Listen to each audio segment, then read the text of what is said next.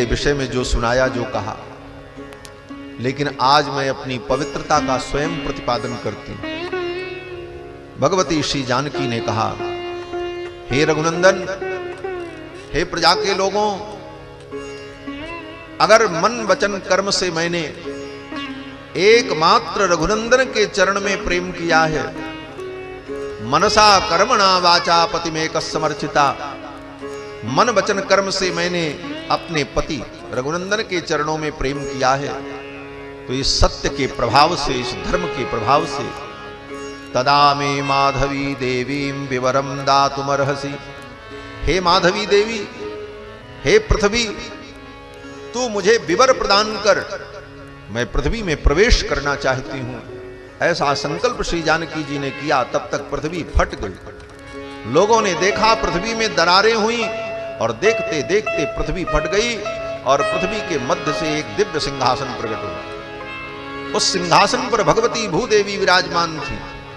भगवती भूदेवी ने अत्यंत गंभीर वाणी में कहा, बेटी सीते, मैं तुझे लेने आई हूं, आओ मेरे साथ चल। भगवती सीता बड़े सहज भाव से जाकर के भूदेवी के गोद में बैठ गई और भूदेवी पृथ्वी में प्रवेश करने लगी। उनका सिंहासन पृथ्वी में जब प्रवेश करने लगे, राम जी अपने सिंहासन से उठ करके दौड़े, अरे सीते रुक जा, रुक जा।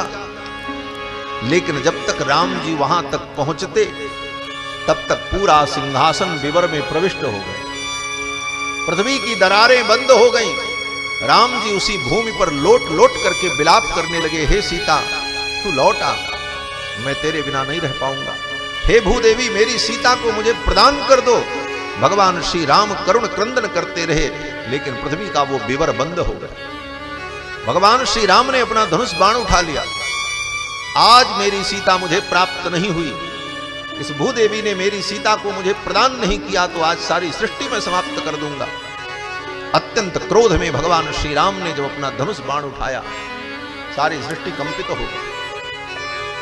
श्री लक्ष्मण जी महाराज ने, ऋषि मुनि महात्माओं ने, गुरुदेव वशिष्ठ ने, सबने भगवान को शांत किया, समझाया, आप पुरुषोत्तम हैं, ये आपकी लीला है, आप लीला कर रही हैं। सीता जी आपसे अलग नहीं है, वो तो आपके हृदय में विराजमान है।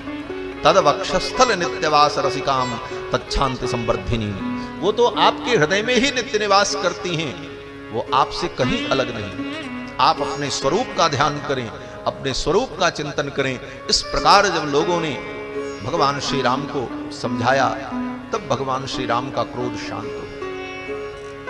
तो उन श्री जानकी के पवित्र चरित्र को, उनकी महिमा को, उनकी शुद्धता को प्रतिपादित करने के लिए ही महर्षि वाल्मीकि ने रामायण की रचना की। इस रामायण का एक उद्देश्य, सीतायाश्चरितम महत्, ये सीता जी का महान चरित्र है।